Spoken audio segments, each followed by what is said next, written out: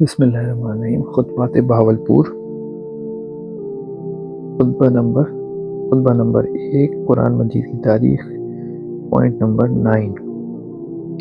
اب ہم یہ دیکھیں گے کہ قرآن مجید کس طرح محفوظ حالت میں ہم تک پہنچا۔ اولاً میں اس کی زبان کے بارے میں کچھ عرض کروں گا۔ یہ عربی زبان ہے۔ اس آخری نبی صلی اللہ علیہ وسلم کی کتاب کے لیے عربی زبان کا انتخاب کیوں ہوا؟ یہ ایک مسلمہ حقیقت ہے کہ زبانیں رفتہ رفتہ بدل جاتی ہیں۔ خود اردو زبان کو لیجئے، اب سے 500 سال پہلے کی کتاب مشکل سے ہمیں سمجھ آتی ہے۔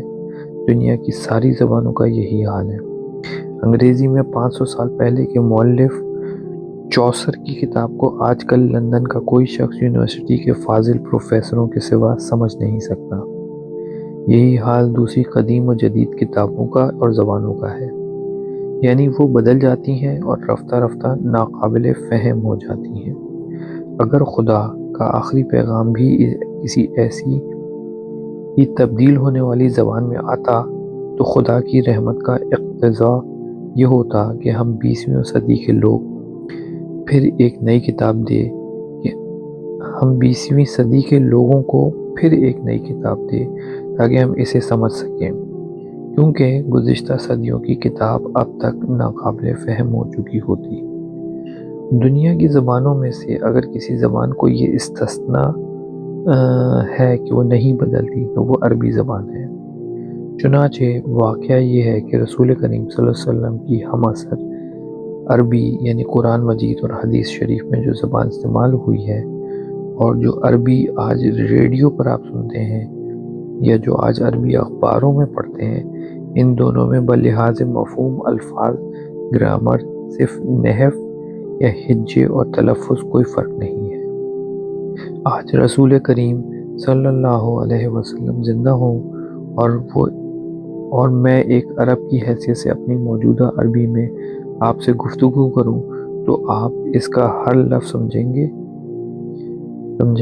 اگر رسول اللہ صلی اللہ علیہ وسلم مجھے جواب مرحمت فرمائے تو آپ کا ہر لفظ میں سمجھ سکوں گا، کیونکہ ان دونوں زبانوں میں کوئی فرق نہیں۔ میں اس سے یہ استنباط کرتا ہوں کہ آخری نبی پر بھیجی ہوئی آخری کتاب ایسی زبان میں ہونی چاہیے جو غیر تبدیل پذیر ہو، لہٰذا عربی کا انتخاب کیا گیا۔ عرض کرنا یہ ہے کہ اس عربی زبان میں دیگر خصوصیات مثلاً فصاحت، بلاغت، ترنم وغیرہ کے علاوہ ایک خصوصیت ایسی ہے جس کا ہم سب مشاہدہ کر سکتے ہیں، اور وہ یہ کہ عربی زبان غیر تبدیل پذیر ہے، اور اس کے لیے ہمیں عربوں کا بھی شکر گزار ہونا چاہیے کہ انہوں نے مختلف علاقوں کی بولیوں کو اپنی زبان نہیں بنایا، بلکہ اپنی علمی اور تحریری زبان وہاں رکھی جو رسول اللہ صلی اللہ علیہ وسلم کے زمانے سے چلی آ رہی ہے۔